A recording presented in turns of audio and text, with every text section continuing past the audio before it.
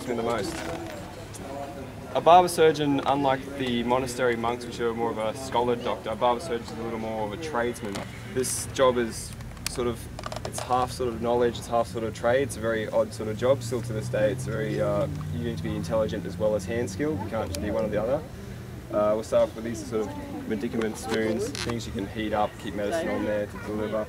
A lot of herbs like ginger was especially used, a lot of garlics, wines, even special bowls that would copper to react with wines and produce a sort of alkaline thing to get rid of pussy. Is that enough? Oh Jesus, that's bloody yellow. You got a problem, buddy. Well, we did have a good night last night. We did. I can smell how good it was.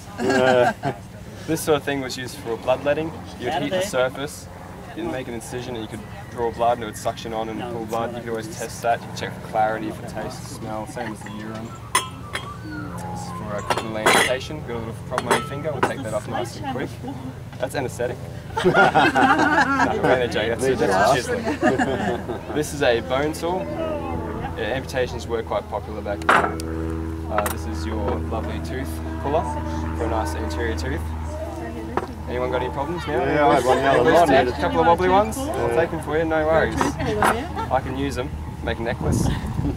This lovely, has anyone here ever had a root canal? Root canal quite painful back then. You put this on the troubled tooth, heat this up to an extremely high temperature, follow it down and you'd burn out the nerve. Same as today where you drill the nerve, as long as you remove the nerve or kill it, it will destroy the nerve and then the tooth is no longer painful. It doesn't hurt. Do they have clamps to hold you still while they're doing this? They had apprentices. Apprentices and hammers are for, yes indeed.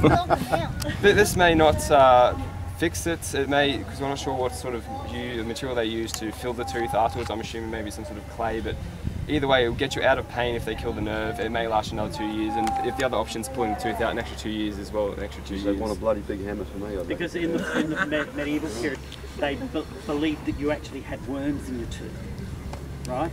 So that's what they thought the nerve was actually a worm in the worm. So they were going to So you had to kill the worm. There was actually, you could go see a barber surgeon who was the tradesman of the time who would cut hair, pull teeth, or you go to the monastery and they were more scholar, or if you didn't have much money and you were quite a commoner, you might have to go to a street peddler who would be not quite as intelligent. And they often did little tricks where they'd sell you a ball of herbs and medicaments and they'd say, oh, just chew on this and it'll get rid of the problem. And inside they'd have a fruit worm hidden and you'd chew on this medicament and they'd pull out the fruit worm and go, ah, see, got your worm, no worries, you'll be fine. Take your money and the next day you're still just as were.